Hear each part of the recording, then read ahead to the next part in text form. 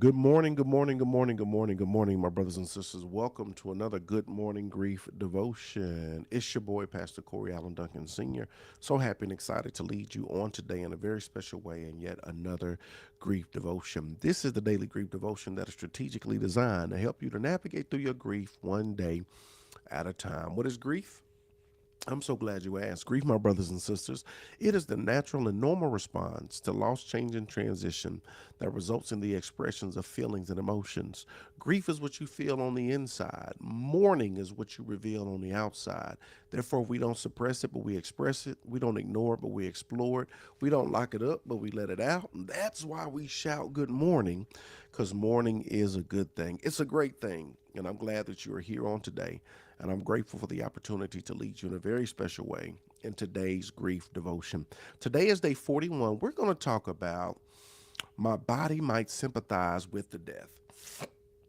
My body might sympathize with the death. When a loved one dies, y'all, this is kind of, and y'all let me know if y'all can relate to this or if y'all felt this. Our bodies have tendencies of sympathizing with the death. Let me show you what I'm talking about. Here it is. When people care deeply about someone who dies, they sometimes develop new ways to identify with the loss and feel close to that person. When you care deeply about someone who dies, sometimes develop new ways to identify with the loss and feel close to that person. One way is by relating to the physical symptoms associated with the person's illness or death, right? Seeing you like, wow. One way that and it's just one of those things that happens, right? We relate to the physical symptoms associated with that person's illness or death. What does that mean? If I experience physical symptoms like this, well, let me go back. So sometimes it's one of those things to where, it's like we relate to their physical symptoms. So chest pains, we start having chest pains, or head hurting, we start having, our head starts hurting. We, and I don't want to say in this weird type of way, but we start relating to the physical symptoms, right, of the person that has gone, that has transitioned, right? And what is that? What is that? That is our body sympathizing with the death. That's our body sympathizing with the death. That's a way that we're trying to identify with the loss. That's a way that we're trying to feel close to that person, right?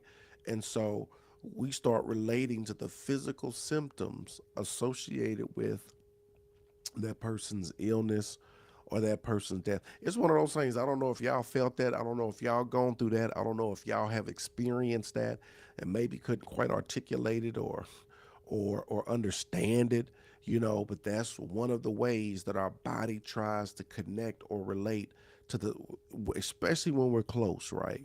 It's like with what they feel, we kind of feel, right? If I experience physical symptoms like this, understand it's okay. I'll visit my primary care provider to ensure that I'm healthy, and I will be patient and understanding with my body as it responds to the loss. Y'all, this is a way of your body responding to the loss, right?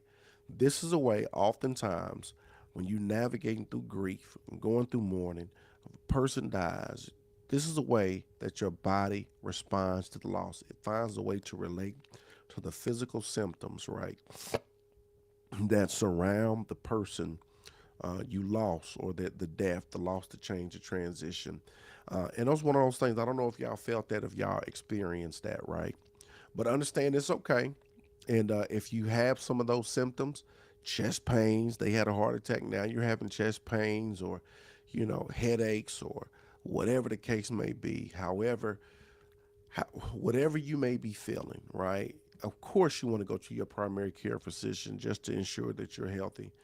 You also got to be patient and understanding with your body as it responds to the loss. Not only are you going through a transition, and are you trying to grapple with this thing mentally and emotionally and spiritually, but even physically, right? You're trying to process and understand. You're trying to grapple with what's happened and what's taking place, right? Here's the final thought, something for you to consider. As I listen to my body, I realize I'm listening to my grief. That's so good. As I listen to my body, I realize I'm listening to my grief. You hear that? As I'm listening to my body, as you continue to process the loss, the change, the transition, you listening to your body. And if you're identifying with some of the same physical traits or the what did it say? If you're identifying with some of the symptoms um, associated, right, with the person's illness or death, you got to understand as I listen to my body, I realize I'm listening to my grief. Y'all continue to listen to your body. Continue to listen to your grief. If this is you, if you are experiencing this, or if you have experienced this, as you listen to your body, you're listening to your grief, right? Go get checked out for the doctor. You make sure you want to do that.